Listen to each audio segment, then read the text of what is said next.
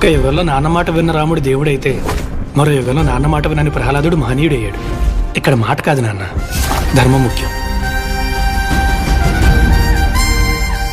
ఎవరయ్యా నువ్వు? ఈ రాజ్యంలో ఎప్పుడు చూడలేదు. ఒకసారి బట్టలు మాసిపోతే మనిషి ఎక్కడ కూర్చోవడానికైనా సిద్ధపడతాడు. అంటే మీ అందరికి వాడు ఒక మామూలు మనిషి, కానీ అక్కడ ఓ ఊరు మొత్తానికి దేవుడు. ఎవరా నా కొడుకు? మీ ఊరు వచ్చి మీ మనుషుల మీద చేసాడంటే వాడు రాముడు కాదురా, పరశురాముడు. మీకు దండం పెడతాను, నిజం చెప్పండి సార్, ఎవరు సార్ ఆయన? అసలు ఎవడరా నువ్వు? అడ్రస్ పెట్టు, అడ్రస్ పెట్టు, అర్జెంట్ నీ అడ్రస్ పెట్టు, అడ్రస్ పెట్టు. ఆధారమే లేనోడికి ఆధార్ కార్డు ఎక్కడ ఉంటుందయ్యా?